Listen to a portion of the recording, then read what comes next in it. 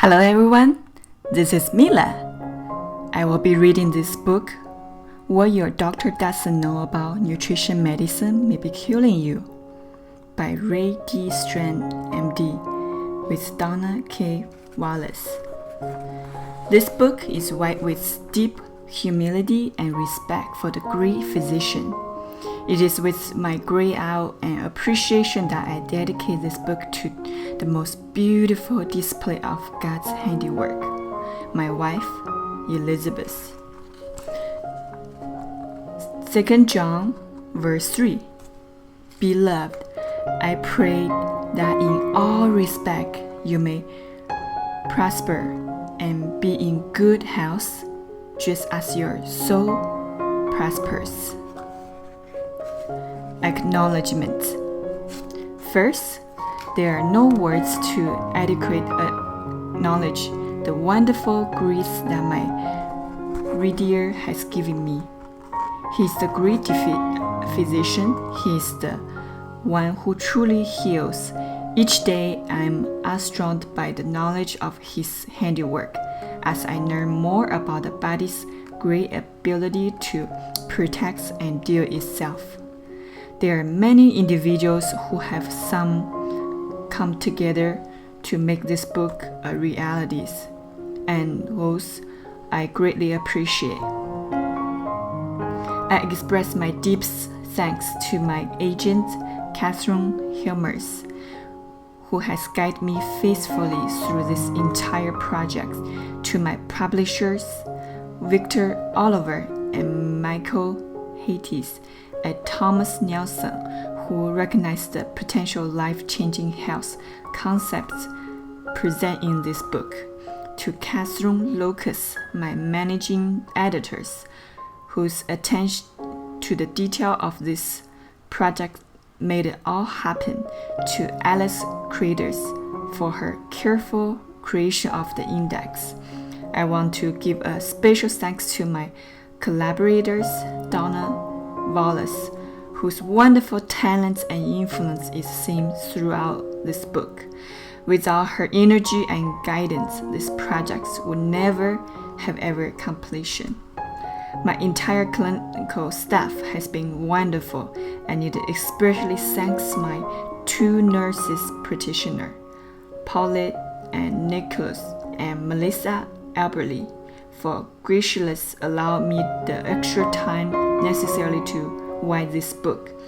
I must also thank Carmen Thomas and Neon Yang, who helped me gather the volume of medical research that provide the facts and foundation of this book. I want especially to thank Bruce Nygren, whose support actually gave me the opportunity to write this book.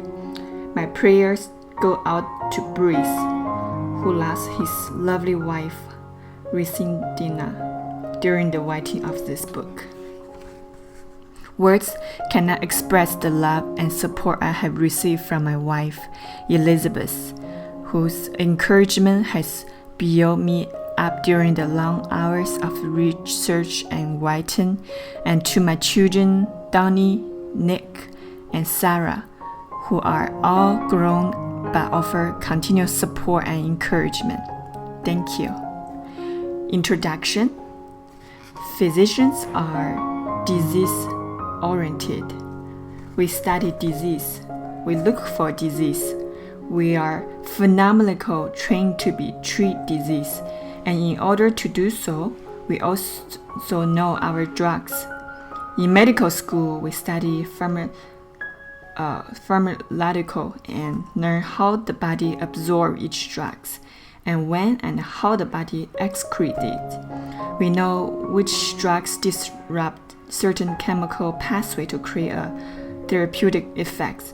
We learn the side effect profiles of drugs. We work carefully to balance the body against my potential danger.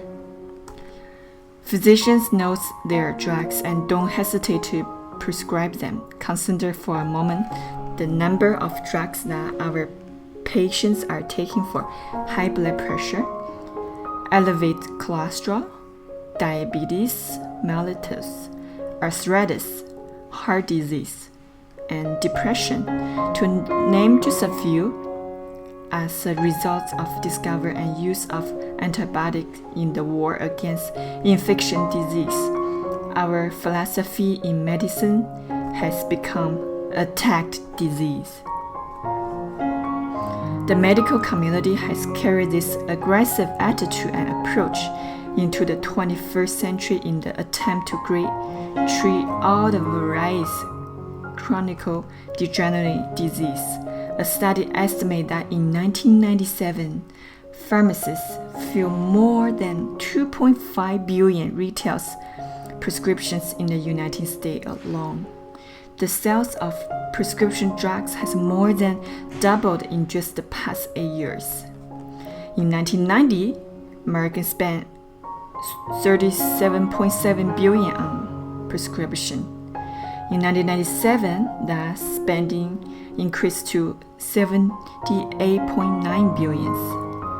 Prescription drugs has been the fastest growth portion of healthcare costs over the past decade, rising at a rate of about 17% per year, while above the average rate of inflation. Physicians and insurance companies have placed all their hopes in drugs, the way to approach and hopefully slow down this epidemic chronic degenerative disease. Much to the delight of pharmaceutical industry, yes, we love our drugs. I have not met a person who yet does not want to have excellent health. Most of us assume that we always will, but the truth is that many of us, doctors included, are losing our health each day. I know because healthcare is my job. Every day of my career involves information patients that they have lost their health in one aspect or another. One patient may have developed diabetes or maybe degenerative arthritis. Another patient may have just suffering a heart attack or stroke. Still, another may have to be told that he has metastatic cancer and has only a few months to live. Everyone desires to maintain or retain his health, but he does not always know what he needs to do to achieve that goal. Because physicians are disease and drug-oriented, we spend most of our time and effort trying to identify a disease process so we can prescribe a drug or treatment plan for our patient. Even Jesus made a statement, "It is not those who are healthy who need a physician, but those who are sick." Yet, it just makes common sense that it is much easier to maintain our health rather than to try to regain after it has been lost. Prevention of disease should be the first order of business for any physician. But to those, do you actually turn when you want to learn about the best way to protect your health? Is your doctor providing you with this information? The medical community gives plenty of lip service to preventive medicine, and even name its leading medical insurance plans, HMOs, Health Maintenance Organization. But all appearances, preventive medicine seems to be a top priority. Yet less 1% of our healthcare dollars are spent on so-called preventive medicines. In reality, the majority of our preventive medicine programs simply attempt to detect disease earlier. For example, mammograms, chemistry profiles, and PSA tests for prostate cancer are all designed to detect a problem or cancer as early as possible. Doctors want to know if you have elevated cholesterol, whether you have become diabetic or developed hypertension. But they should spend very little time trying to help the patient understand the lifestyle changes that are necessary to actually protect his or her health. physicians are too busy treating all the disease they face each day? Are you aware that less than 6% of graduating physicians receive any formal training in nutrition? And I will boldly state that few physicians receive training in medical school in regard to nutritional supplements. This was certainly true in my case. Nothing cures physician toes more readily than the moment his patient asks if he should be taking nutritional supplements.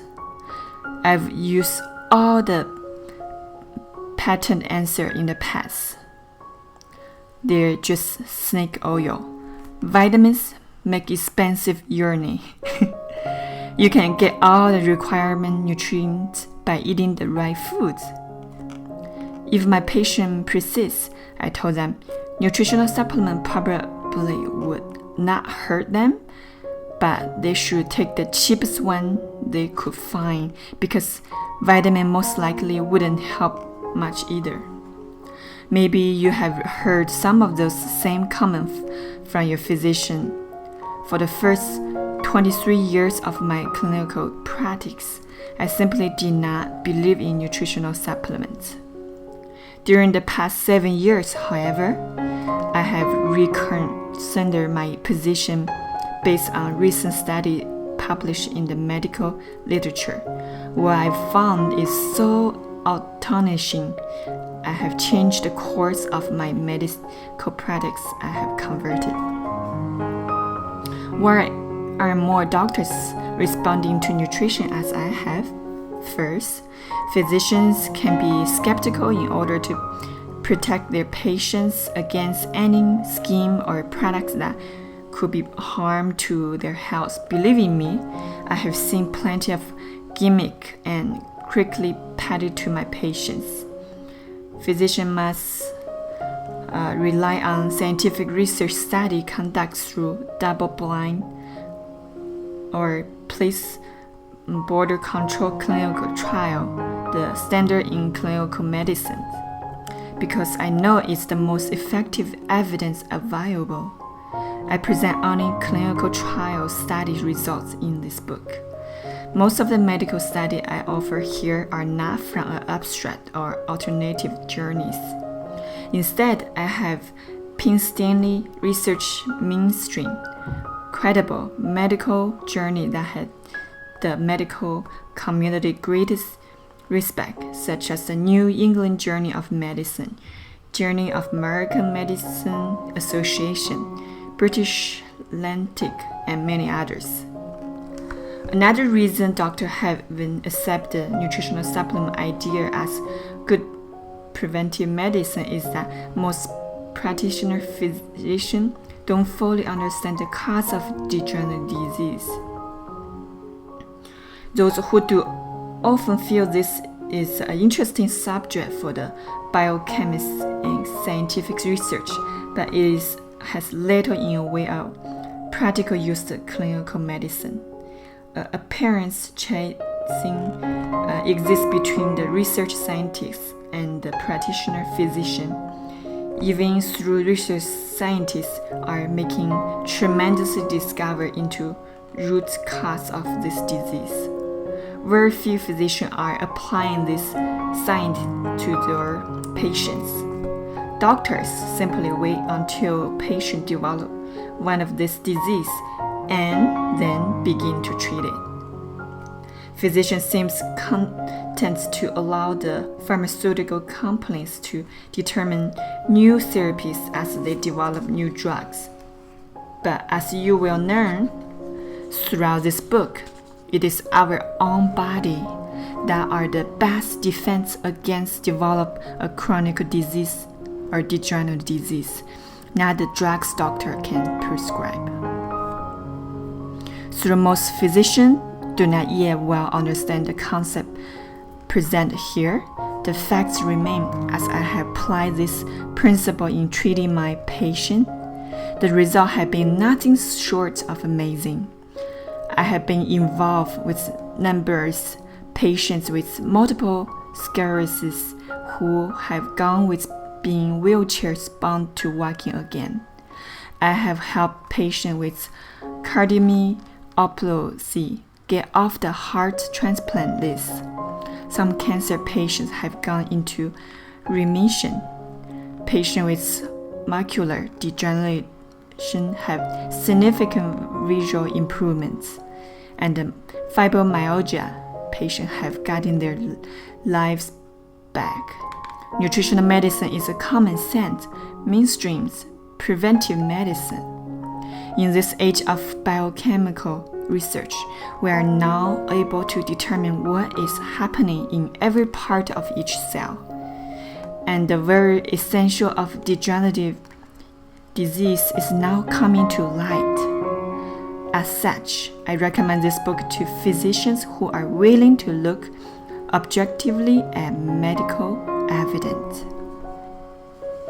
If you are a patient, don't expect your physician to jump onto the bandwagon immediately. Vitamins are a hot issue with the medical field.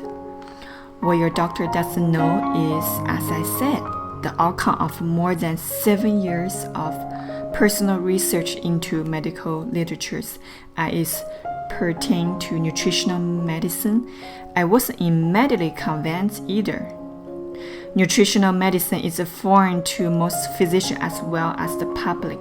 It is true, but the verdict is in what your doctor doesn't know about nutritional medicine may be killing you.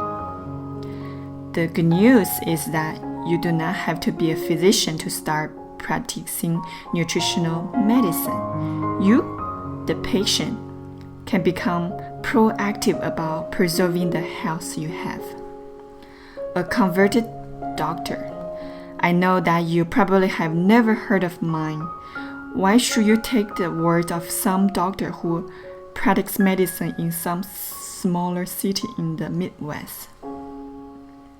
Good question. That's why I want you to read every page in this book. I want you to undertake a journey similar to mine. Let me show you the same medical evidence that made me believe that vitamin supplement can protect improve health. Please do read or at least scan the entire book. I know the temptation is to jump ahead to specific chapter that discover your health problem. But it's important that you become aware of fundamental information on how your body functions and what is needed to protect itself, become or stay healthy. One final request, since your health and life that are at stake, I encourage you to hear me out and withhold judgment. All I ask is that you be an open-minded, skeptical, the kind of seeker I was when I was first discovered this wondrous form of preventive medicine. I had to humble myself a bit to learn that even though I was a good doctor, I had much to learn about health.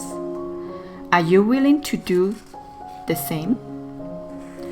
Thank you for listening. Next chapter, I will be reading part 1. Before you begin. See you next time.